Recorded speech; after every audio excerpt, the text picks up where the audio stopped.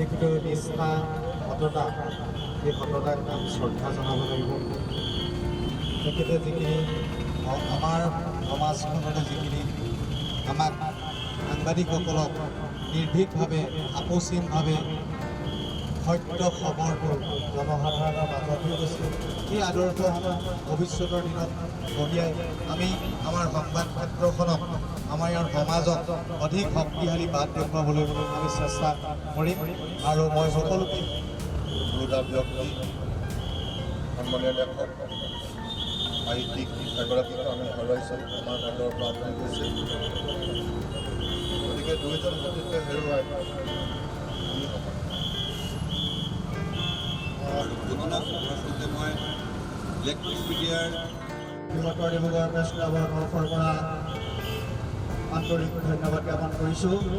আজি আমাৰ সকলোৰে কাৰণে মাত্ৰ ডিব্ৰুগড়ৰ কাৰণে নহয়, সমগ্ৰ উজনি অসম তথা অসমৰ সাংবাদিক জগতৰ কাৰণে, অসমৰ সমাজ জীৱনৰ কাৰণে আমাৰ মাজৰ পৰা নিজ বাসগৃহতে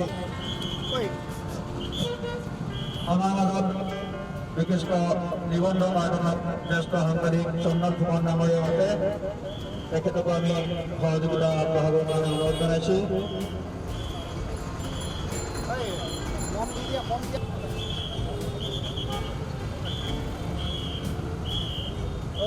ক'ব লাগিব যে আজি আমাৰ মাজত নাই, কথা বিশ্বাস হোৱা নাই আৰু অজিত দুখ লাগিছে, আমি মৰ্মাহত হৈছোঁ। আৰু বুননৰ নিচিনা এগৰাকী বলিষ্ঠ সাংবাদিক আমি কেতিয়াও পাহৰিব নোৱাৰোঁ। আচলতে তেওঁৰ যি হেৰি আছে ইয়াতে সাংবাদিকৰ ক্ষেত্ৰত গতিকে মই আজিৰ এই তেওঁৰ অকাল বিয়োগত গভীৰ শ্ৰদ্ধাঞ্জলি ব্যক্ত কৰিছোঁ আৰু বিদেহী আত্মাৰ শান্তি কামনা কৰোঁ। বুলন শইকীয়া বুলি ক'লে আমাৰ ৰাজ্যখনৰ সংবাদ মাধ্যমৰ সৈতে জড়িত থকা এতিয়া প্ৰতিজন ব্যক্তিয়ে চিনি পায়।